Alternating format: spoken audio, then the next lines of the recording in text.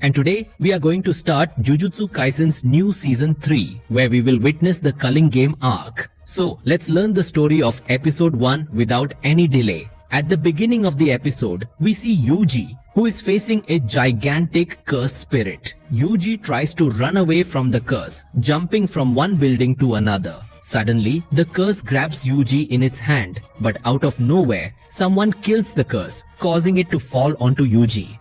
The one who killed the curse was Yuta, who had actually come here to kill Yuji. The story then goes back in time. We see Naoya Zenin, the youngest son of the Zenin clan, who was talking about whether his mother was dead or not. According to him, a woman who doesn't listen to the house's men should die. At least Mai knows her place as a woman. Naoya also encounters Jinichi and Ogi Zenin, who scold him, saying that his father is on his deathbed. And yet, here he is saying such things instead. Naoya retorts, "Who cares? Everyone knows I am the next heir of the Zenin family. My elder brothers are all useless. Uncle Ogi, you don't even have a son, just 2 daughters. And Jinichi, your face is already terrible." Hearing Naoya's arrogant comments, the others get angry. Interestingly, all 3 of them are special grade 1 sorcerers.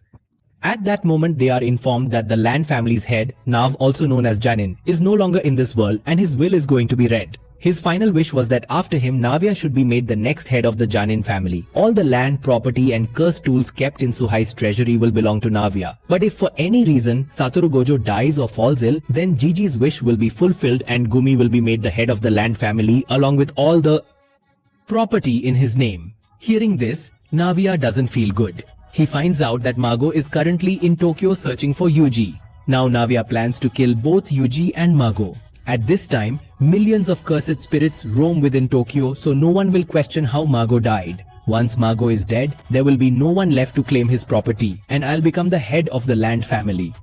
Meanwhile, we see Yuji sitting alone. Jojo comes near and asks about his injuries, and Yuji responds saying they are better now, maybe due to Sukuna, and I can sense Sukuna's power intensifying. Jojo strongly encourages Yuji to head back to Jujutsu High. Yuji explains that he is unable to return as Sukuna is devising a scheme against Mago. Moreover, countless innocent lives have been lost due to his actions. Yuji reveals he feels incapable of confronting anyone, including Jojo's brothers, whose lives he had ended. Jojo explains to Yuji that it was simply a misconception, and that they would forgive him too because they are family, and that is what matters most. Yuji agrees and says, for now, we need to eliminate the cursed spirits here. After this, Yuji runs across the city, which attracts many curses to follow him.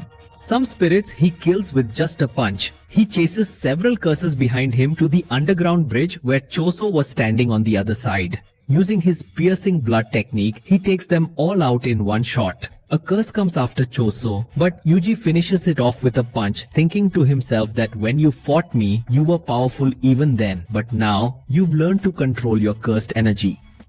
As well, you're not fully healed, yet you're still a demon god. This is what I expected from my little brother.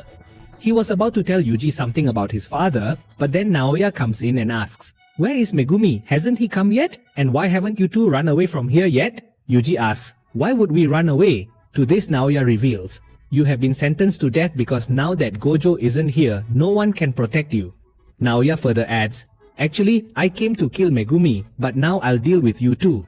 Just then, he comes up behind Yuji and punches him.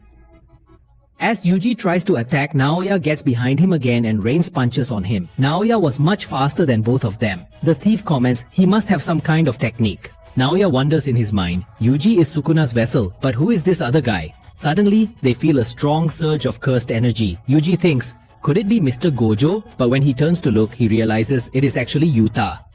When he jumps down from the building, the ground gets a dent. Navya says, "You're Yuta, the one tasked with eliminating Yuji." Hearing the name, Yuji recalls that he's a second-year student and a special grade sorcerer, just like Mr. Gojo. Now Oyuta says that I didn't come to kill Yuji either, but now I won't interfere in your mission. Gojo tells Yuji to hurry and escape from here. He'll handle Navya.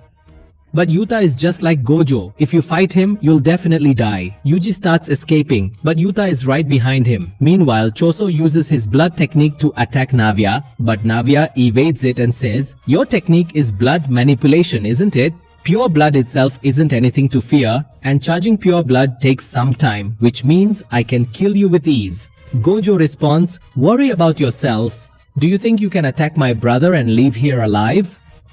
Meanwhile, Yuta has caught Yuji, and this is the same scene we saw at the start of the episode where Yuji wasn't escaping death but trying to escape Yuta. Yuji and Yuta start fighting and Yuji is struggling against him. Despite seeming weak, Yuta has immense cursed energy, which is exactly opposite to Yuji. While Yuji is inherently strong but doesn't possess as much cursed energy, Yuta says, I have more cursed energy than even Gojo sensei. But Gojo has 6 eyes, so whenever he uses any technique, his energy never depletes. That's why he's number 1. My cursed energy can be exhausted, but his never ends. Yuta once again attacks Yuji, and his immense cursed energy leaves Yuji unable to predict what attack will come next.